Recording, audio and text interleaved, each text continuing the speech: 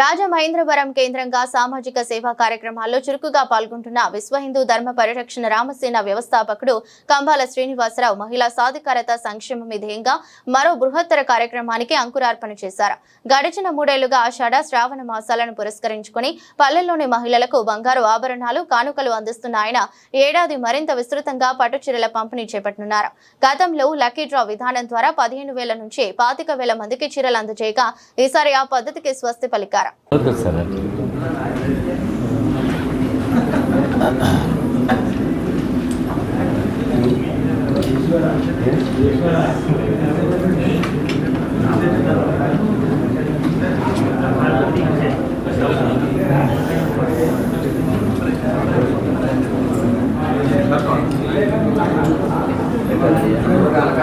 వద్దు రెడీ అండి.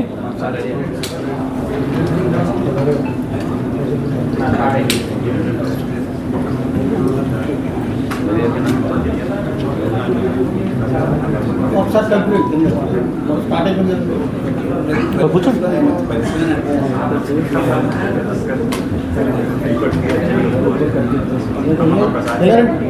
ఒకసారి బైక్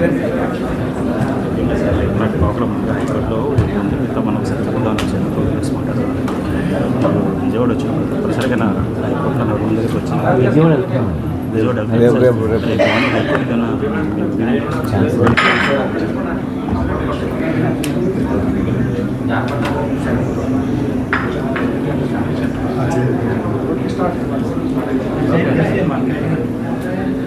అంటే ఇంకా అందరూ సర్దుకుంటున్నారని నేను అప్పుడప్పుడు అవుతున్నాను. మీరు అందరూ ఒకసారి ఇలా చూపిస్తే నేను మీరు చూపించడం కాదు, మీ సెంటర్లో ఇంకా సెట్ చేస్తాను.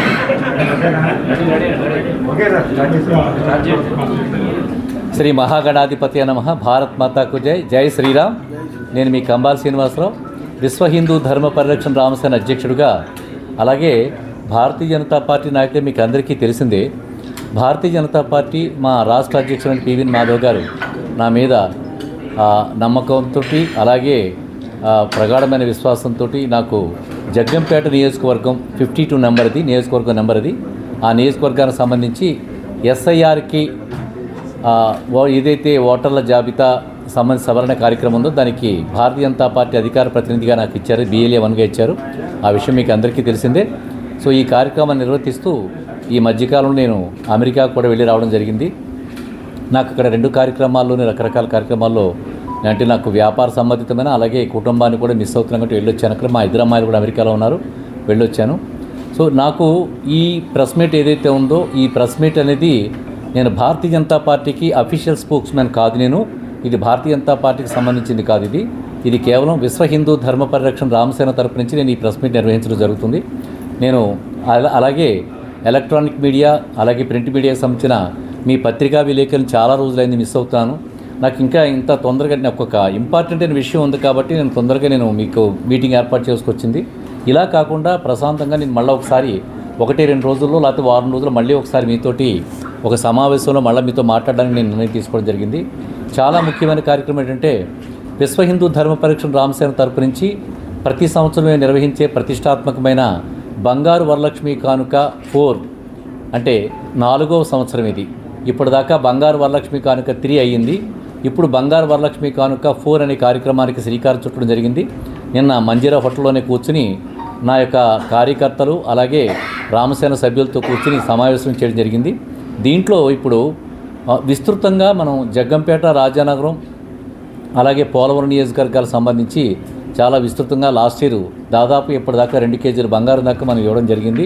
ఈ సంవత్సరం కూడా మంచి స్థాయిలోనే వాళ్ళకి బంగారం ఇవ్వడం జరుగుతుంది. ఇది కాకుండా కంబాల కానుక వనితల వేడుక అనే పేరు మీద ఇప్పటి వరకు 25,000 పట్టుచీరలు ఇవ్వడం జరిగింది వివిధ గ్రామాల్లో. ఇప్పుడు అదే కార్యక్రమాన్ని ఇంకా విస్తృతపరుస్తూ చాలా గ్రామాలు పెంచడం జరుగుతుంది. ఇదివరకు డ్రా తీసి వాళ్ళకి పట్టుచీరలు ఇవ్వడం జరిగేది. ఇప్పుడు అలా కాకుండా ఒక గ్రామాన్ని ఎన్నుకుంటే ఆ గ్రామానికి సంపూర్ణంగా పట్టుచీరలు ఇచ్చే కార్యక్రమాన్ని మేము శ్రీకారం చుడుతున్నాం. దీంట్లో దాదాపుగా ఇప్పుడు 25,000 పట్టుచీరలు ఒకే స్ట్రెచ్లో, అంటే ఈ ఆషాఢ మాసం, శ్రావణ మాసం, వరలక్ష్మి వ్రతం వచ్చే లోపలనే 25,000 పట్టుచీరలు పంచిపెట్టడానికి నిర్ణయం తీసుకోవడం జరిగింది. ఈ విషయాన్ని చాలా సంతోషంతో అమ్మవారి కరుణాకటాక్షాలతోటి, వరలక్ష్మీదేవి కరుణాకటాక్షాలతో మీకు ఆ తల్లి సంకల్పంతో మీకు ఈ విషయాన్ని తెలియజేద్దామని చెప్పి తెలుసుకున్నాను. అయితే ఇంకొక ప్రాధాన్యత కలిగిన విషయం ఒకటి ఉంది కాబట్టి నేను మీకు తెలుస్తున్నాను. ఇప్పుడు మార్చి 27వ తారీఖు నాడు ఈ ఎమ్మెల్సీకి సంబంధించిన ఎలక్షన్స్ ఉన్నాయి. ఇది మన టీచర్స్ ఎమ్మెల్సీకి సంబంధించిన ఎలక్షన్స్ జరుగుతున్నాయి. అయితే దానికి సంబంధించి ఈ టీచర్స్ యూనియన్స్ ఏవైతే ఉన్నాయో, ప్రముఖమైన యూనియన్స్ ఏవైతే ఉన్నాయో, వాళ్ళ నుంచి కొంతమంది సభ్యులు నన్ను ప్రతి యూనియన్ నుంచి కూడా యూటీఎఫ్ నుంచి కానీ, ఎస్టీ యూనియన్స్ కానీ, అలాగే నేను ఆపస్కి ఈ మధ్యకాలంలో కాకినాడలో వాళ్ళ మీటింగ్కి నేను బాగా సపోర్ట్ చేయడం జరిగింది. వాళ్ళు చాలా సంతోషంతో చాలా హ్యాపీగా ఉన్నారు. దాదాపుగా 800 మంది అటెండ్ అయ్యారు, నన్ను ఆహ్వానించారు, ప్రత్యేక విశిష్ట అతిథిగా ఆహ్వానించారు. దాంట్లో కూడా సూత్రప్రాయంగా నాకు చెప్పారు, సార్ మాకు ప్రాతినిధ్యం వహిస్తే బాగుంటుంది మీరని చెప్పి అన్నారు. నాకు అటువంటి ఆలోచన లేదు, మీకు అటువంటి ఆలోచన ఏదైనా ఉన్నట్టయితే మీరు మా యాజమాన్యాన్ని మీరు మాట్లాడవలసిన యాజమాన్యంతో మాట్లాడాల్సింది. మాకు అధిష్టానంతో భారతీయ జనతా పార్టీ అధిష్టానం అంటే మా అధ్యక్షులు పివిఎన్ మాధవ్ గారు, అలాగే సోము వీర్రాజు గారు, పురంధరేశ్వరి గారు, అలాగే మాకు కాకినాడ జిల్లా అధ్యక్షులు బిక్కిన విశ్వేశ్వరరావు గారు, రాజమండ్రి జిల్లా అధ్యక్షులు పిక్కిన నాగేంద్ర ఉన్నారు. అయితే నాకు సంబంధించి నేను కాకినాడ జిల్లాకు సంబంధించిన వాళ్ళు అవుతాను కాబట్టి బిక్కిన విశ్వేశ్వరరావు గారిని, అలాగే మాధవ్ గారిని కలవమని చెప్పాను. సో అది కాకుండా తర్వాత మళ్ళా ఆపస్ వాళ్ళు వచ్చిన మీటింగ్తో కాకుండా మొన్న ఈ మధ్య కాలంలో ఒక 1 వీక్ 10 డేస్ బ్యాక్ మళ్ళా టీచర్స్ అన్ని యూనియన్ వాళ్ళు కూడా వచ్చారు. ఈ ఎమ్మెల్సీకి సంబంధించి మీరు అంగీకరిస్తే బాగుంటుందని చెప్పని మీరు సూత్రప్రాయంగా అంగీకరించమని చెప్పి నీతో అడిగారు. దానికి కూడా మళ్ళీ ఒకసారి చెప్పాను, వివరణ ఇచ్చాను.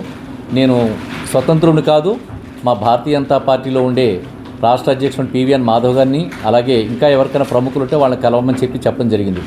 అయితే నేను ఇంతమంది చూపించే అభిమానానికి నాకు చాలా సంతోషం అనిపించి నేను ఒక నిర్ణయం తీసుకున్నాను. ఆ నిర్ణయం చెప్పడానికే మీకు పిలిచాను ఈ రోజుని.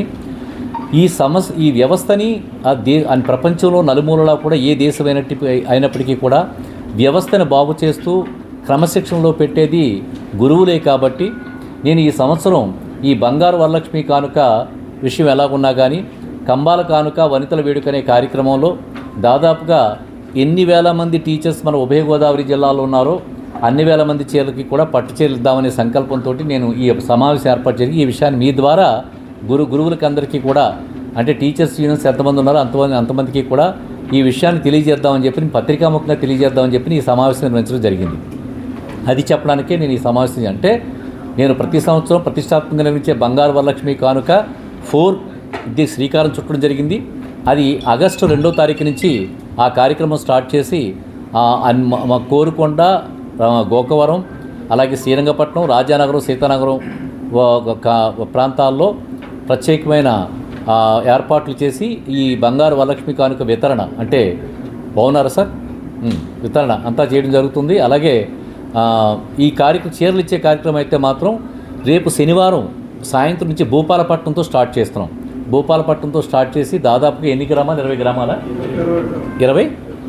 22 గ్రామాలు, 22 గ్రామాలకి మొత్తం చీరలు సంపూర్ణంగా ఇచ్చేస్తున్నాం. అంటే ఎలాగంటే చీరలు ఇచ్చేది ఇది వరకు డ్రా తీసి ఒక గ్రామంలో 300 ఇచ్చేవాళ్ళు, అలా కాదు. ఇప్పుడు గ్రామంలో 1000 మంది ఉంటే 1000 మందికి ఇచ్చేయడమే, ఒక గ్రామంలో 700 మంది 700కి ఇచ్చేయడమే. నిజంగా మీకు ఆ క్లిప్స్ రిలీజ్ చేస్తాను.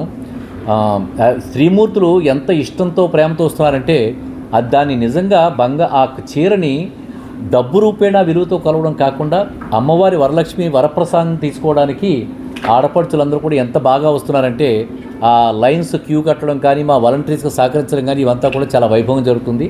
సో ఈ విషయాన్ని మీతో షేర్ చేసుకోవడం అని చెప్పి ఈ సమావేశం నిర్వర్తించి మీకు ఈ విషయాన్ని తెలియజేసుకుంటున్నాను. సో ఇది చెప్పండి మహిళలకి సత్యగా గోల్డ్ విషయాల్లో కానీ పోటీలు పెట్టి గోల్డ్ ఇస్తారు. ఇప్పుడు సాంప్రదాయంగా పట్టు చీరలు ఇవ్వడం కానీ, అంటే ఎక్కువగా రాష్ట్ర వ్యాప్తంగా కూడా ఎక్కడ చేస్తే కొన్ని చోట్ల చేయడం లేదా వెళ్ళిపోవడం వదిలేయడం ఉంటుంది. మహిళలకు ఎందుకు ప్రాధాన్యత ఇస్తారు సార్? మీ ఇంట్లో మీకు అమ్మ ఇష్టమా నాన్న ఇష్టమా అని అడిగితే చాలామంది చెప్పేది మా అమ్మ అంటే ఇష్టం అని చెప్తారు. మనకందరికీ కూడా మన భారతదేశంలో అమ్మకి కానీ స్త్రీమూర్తికి ఇచ్చే విలువలు చాలా గొప్ప అండి. ఒక భర్తని కానీ, ఒక తండ్రిని కానీ, ఒక కూతురుని అంటే ఒక కొడుకుని కానీ, ఎవరైతే సమాజంలో పురుషులు ఉన్నారో వీళ్ళందరికీ కూడా తల్లి రూపంలో, చెల్లి రూపంలో, భార్య రూపంలో, అక్క రూపంలో ఇలాగ అనేక రూపాల్లో మనకి అనుసంధానమై ఉండేది శ్రీమూర్తి. నాకు వాడు నాకు ఏదన్నా ఒక సాంప్రదాయంతో మంచి సద్భావనతో ఏదైనా ఇస్తే దాన్ని చక్కగా రిసీవ్ చేసుకునేది స్త్రీమూర్తులే. ఇది కాకుండా వివిధ వర్గాల వాళ్ళకి నేను సేవలు చేస్తున్నానండి, అందులో కూడా మగవాళ్ళు ఉన్నారు. సో ప్రత్యేకించి ఎందుకు చేస్తానంటే ఇది మొదటి నుంచి కూడా నేను ఈ ఆన్సర్ మీకు మొదటే ఇచ్చేసాను అనేది. సో అది విషయం. గత సంవత్సరం కూడా పిఠాపురం